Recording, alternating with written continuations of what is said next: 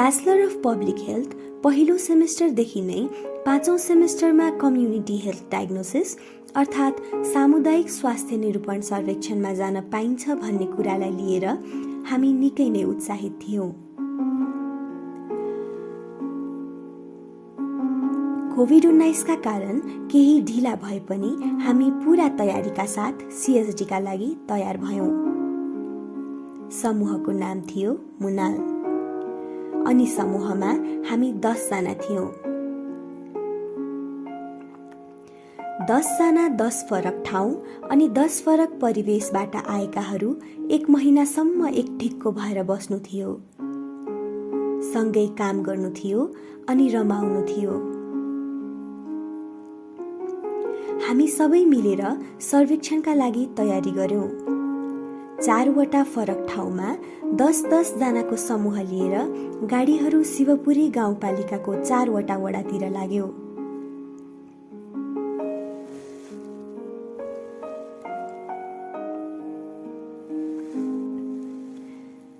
शिवपुरी गाउँपालिका नुवाकोट जिल्लाको दक्षिण पूर्वी भागमा अवस्थित यो गाउँपालिका साबिकका 8 वटा वडाहरूमा विभक्त रहेको छ। हामी शिवपुरी गाउँपालिकाको वडा नम्बर 6 समुद्रादेवीमा आफ्नो 1 महिना निर्धक्क बिताउन उत्साहित थियौं।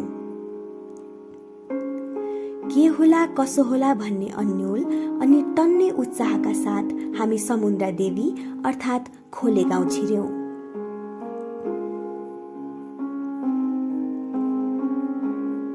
खोले गाउँ वरिपरि हिमाल राखेर शान्त बसिरहेको थियो। गाडीबाट ओर्लना साथ वरिपरिको दृश्य अनि हामी बस्ने घरको बनावट देखेर हामी मन्त्रमुग्ध भयौं। अनि हामीले सुरु गर्यौं जिन्दगीको सबैभन्दा रमाइलो 1 महिने यात्रा, जहाँ हामीले एक ढिक्को भएर बस्न सिक्यौं, सँगै बाँच्न सिक्यौं, हाँस्न सिक्यौं, रमाइलो गर्न सिक्यौं अनि जिन्दगी बुझ्न सिक्यौं। हामी भित्रको जोशले हामीलाई पुगेको दिनदेखि नै चुप लागेर बस्न दिएन। हामी त्यसै दिन ट्रान्जेक्ट वाकका लागि निस्कियौं। गाउँको वातावरणले हामी दङ्ग थियौं। गाउँभरिका बुवा आमाहरूले मायाका हात फैलाएर स्वागत गरिदिनु भयो। भोलिपल्ट गाउँपालिकामा गएर हाम्रो कार्ययोजना प्रस्तुत गर्नु थियो। त्यसैले सबै तयारी सकेर आफ्नो स्लिपिङ ब्याग खोलेर हामीले त्यस दिनलाई बिदाई गर्यौं।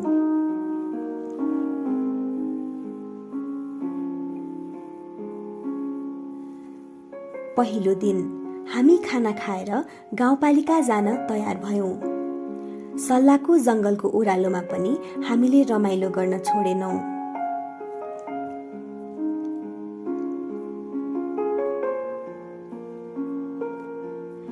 गाउँपालिका पुगेर गाउँपालिका अध्यक्ष, उपाध्यक्ष, स्वास्थ्य संयोजक र सहसंयोजक र हाम्रै वडाका वडा अध्यक्ष सामु हामीले कार्ययोजना प्रस्तुत गर्यौं अनि घर फर्कियौं।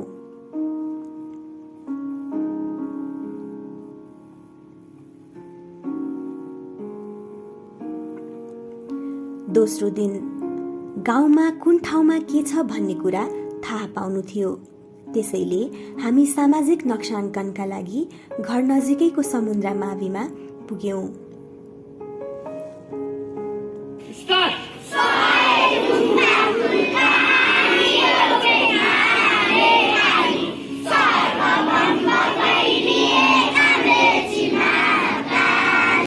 त्यहाँका गुरुवर्ग र विद्यार्थीहरूको सहयोगी भावना र साथले हाम्रो काम अझै सहज बनाउँदै थियो।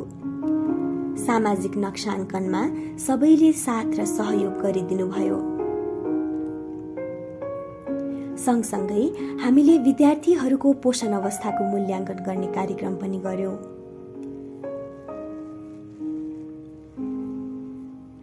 त्यस दिन हामी निकै थाक्यौं। घर नजिकैको जंगलबाट दाउरा खोजेर हामीले आगो बाल्यौं अनि रमाइलो गर्यौं। आई नआई दोहोरी गायौं अनि मादल ठटायौं। सबै थकान बिर्सिएर रमाइलो गर्यौं। हामी नाचेर गाएको सल्लाह धुप। तेस्रो दिनदेखि हामीले हाम्रो सर्वेक्षण सुरु गर्यौं। अब हामी दिनदिनै धेरै हिँड्न थाल्यौं। खेतबारीका कान्लाबाट उफ्रदै हाम फाल्दै घर घर चाहर्न थाल्यौं। अप्ठ्यारा बाटाहरूलाई जिस्क्याउँदै हिँड्न थाल्यौं। गाउँभरिका दुःख सुख सुनिदिन थाल्यौं। भूकम्पले दिएको घाउ अझै पुरिएको थिएन। पनि त्यहीँ गएर बस्ने, अब बेलुका बस्ने ठाउँ छैन त बा। अनि छोरो घाम अस्ति टाइममा आइपुग्यो। भैँसी थियो त्यो बेला, अन्त ब्याउने भरे भोलि भए भैँसी थियो। गाउँ अनि गाउँका बुवा आमा, दाजुभाइ, दिदी बहिनी अनि साना नानीहरूप्रति लगाव बढ्न थाल्यो। हामीलाई भोगटे मनपर्छ भन्ने थाहा पाएर दाइहरू भोगटे लिएर आउनुहुन्थ्यो। कहिले त घरबाटै दिएर पठाउनुहुन्थ्यो, तरकारी दिएर पठाउनुहुन्थ्यो अनि टन्नै माया र सद्भाव दिएर पठाउनुहुन्थ्यो।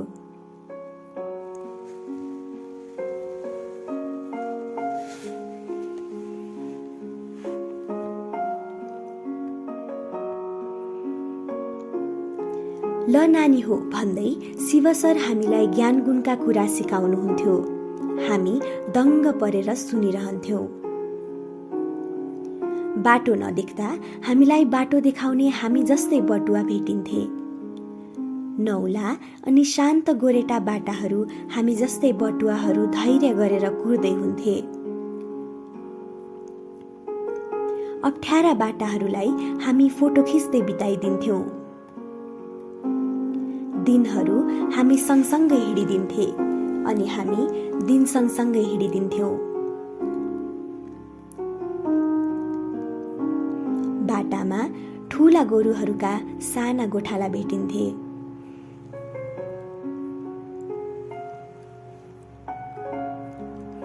नौलो गाउँ भए पनि हामीलाई त्यो गाउँ कहिले नौलो लागेन। बिस्तारै हामीलाई पँधेरो, गोरेटो बाटो, खेतबारी अनि त्यो गाउँको आकाशले आफ्नो बनायो।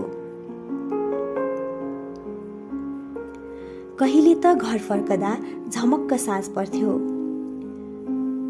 हरेक बेलुकी हामी दिनभरिको थकानलाई चटक्क बिर्सेर कि त रमाइलो गर्थ्यौं कि त भोलिपल्टका लागि तयारी गर्थ्यौं। तयारी गर्दा गर्दै राति अबेर भएको पत्तै हुँदैनथ्यो। यसरी हामीले 9 दिनमा सर्वेक्षण सक्यौं। बीचमा हामीले स्कुल स्वास्थ्य कार्यक्रम आयोजना गर्यौं। व्यक्तिगत सरसफाई, महिनावारी जस्ता शीर्षकहरूमा हामीले स्कुल स्वास्थ्य कार्यक्रम आयोजना गर्यौं। विद्यार्थी र गुरुवर्गहरूले सहयोगी हातहरू अगाडि बढाइदिनुभयो। हामीले विद्यार्थीहरूसँग धेरै रमाइलो गर्यौं। उनीहरू रमाएको देख्दा हाम्रो मन पनि फुरुङ्ग हुन्थ्यो।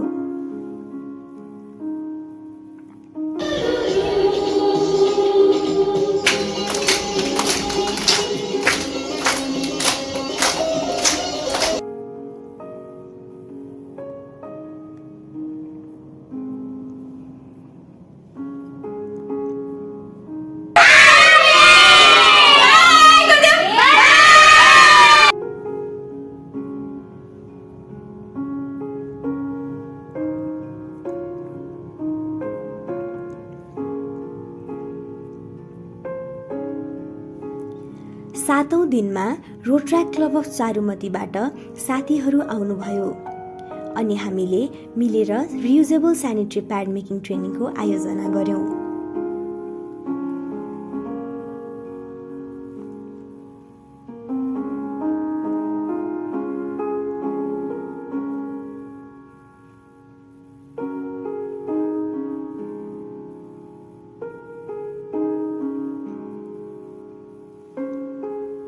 अब यो जुन चाहिँ बाँकी छ नि हाम्रो प्रश्न गरेको त्यो चाहिँ हामी मान्छेले बेलुकी घर फर्किएर नजिकैको जंगलमा घुम्न गयौं।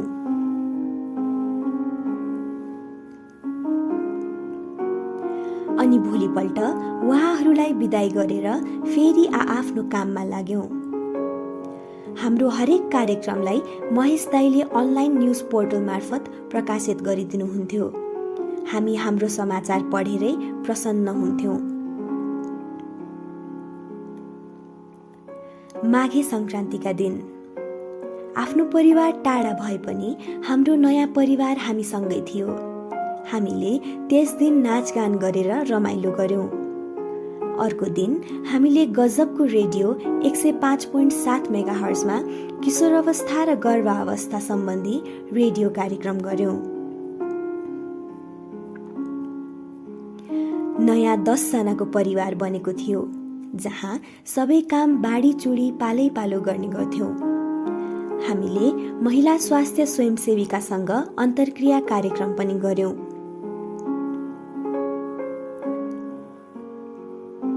22औं दिनमा वडा कार्यालयमा हामीले तथ्याङ्क प्रस्तुत गर्यौं।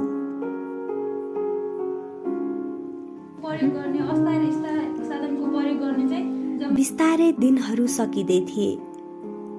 हामी कहिले पानी ओसार्न जान्थ्यौं, कहिले घर वरिपरिका झारू खेल्थ्यौं, कहिले बाँझो खेतमा खेल्न जान्थ्यौं।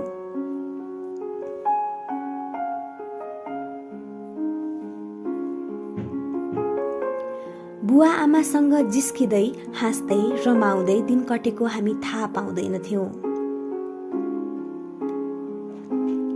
कहिलेकाहीँ विद्यार्थीहरू हामीलाई भेट्न घरसम्मै आइपुग्थे। कहिले घरबेटी दाई हामीसँगै रमाउनुहुन्थ्यो। काम धेरै बाँकी थियो। हामीले 22औं दिनमा सूक्ष्म स्वास्थ्य परियोजना समापन गर्यौं। विभिन्न नाटक, सांस्कृतिक कार्यक्रम र रमाइलो गर्दै हामीले समुदायका व्यक्तिहरूलाई कोभिड-19 का बारेमा केही कुरा सिकायौं। हरेक दिन आहा कस्तो दामी भ्यू भन्दै 28 दिन बितेको हामीले चाल पाएका थिएनौं। 29औं दिनमा हामीले वडा कार्यालयमा स्वास्थ्य संयोजक, वडा अध्यक्ष र विभिन्न क्षेत्रका प्रतिनिधिहरू सामु हाम्रो सर्वेक्षण समाप्त भएको घोषणा गर्यौं।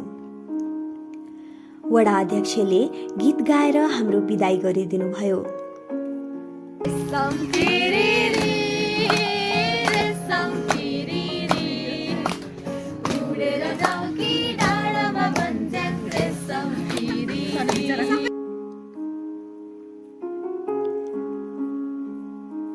वडा कार्यालयबाट फर्कदै गर्दा विश्वास गर्न गाह्रो हुँदै थियो। त्यो बाटो हामी अन्तिम पटक हिँड्दैछौँ भनेर, त्यो पँधेरोको पानी हामी अन्तिम पटक खाँदैछौँ भनेर। 1 महिनामा बिताएका हर क्षण मानसपटलमा घुम्न थाल्यो। घर पुगेर सामानहरू ब्यागमा राखिरहँदा हामी बस्ने कोठा रोएको हामीले थाहा पाएका थिएनौं। त्यस दिन अबेरसम्म निन्द्रा लागेन।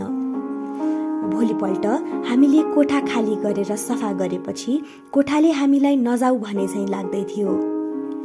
हामी अन्तिम पटक भेट्न भनेर छिमेकी बुवा आमाको घर गयौं। आशीर्वाद लियौं। आटेको कुरा पुगोस्, मिहिनेत गरिएछ। अन्तिम पटक हामीले आगो बालेर रमाइलो गर्ने चौर हेर्न गयौं। त्यो चौरले हाम्रो आँसु खसेको चाल पायो होला।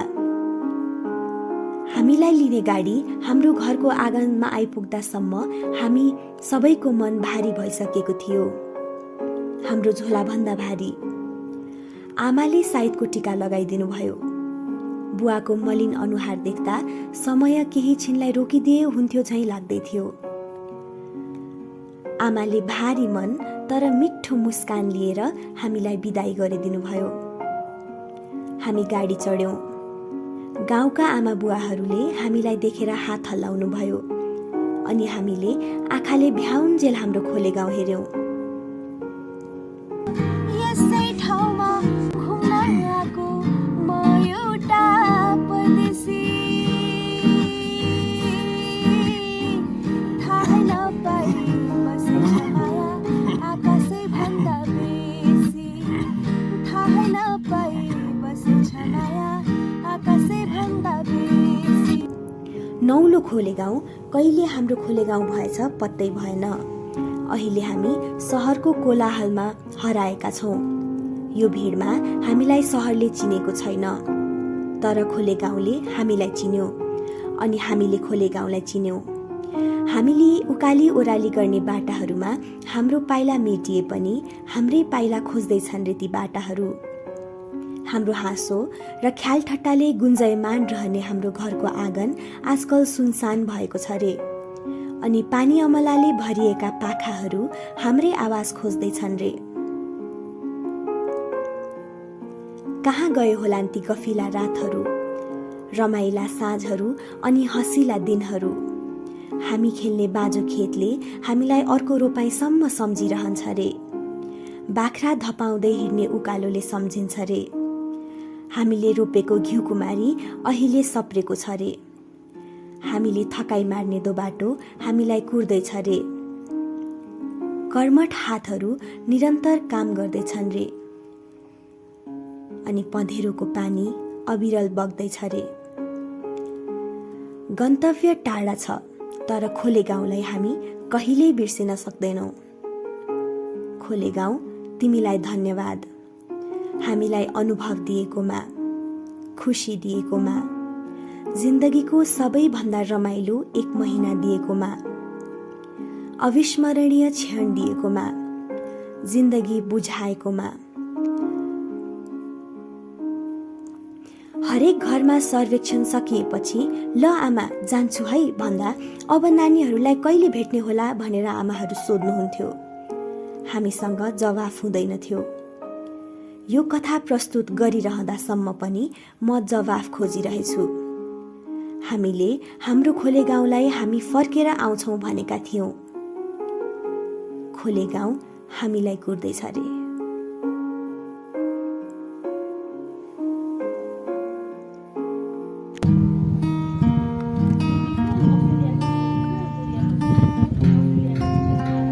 चुपचाप यसै गरी जीवन कथा चलिरहोस्। रुमानी रंग बसन्त छरी मन्द मन्द हाँसिदिनु सुस्तरी।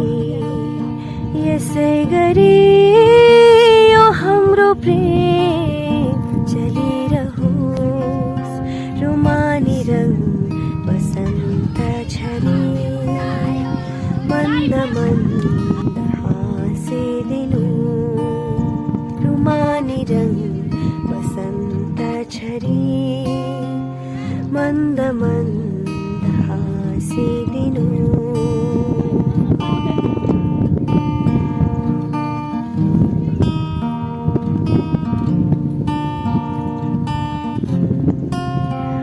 पानीको जवानी झै यो जिन्दगानी ताजा छ। पानीको जवानी झै यो जिन्दगानी छोटो छ। गुलाबी रंगको पानी सरी मुसु मुसु हाँसिदिनु। गुलाबी रंगको पानी सरी मुसु मुसु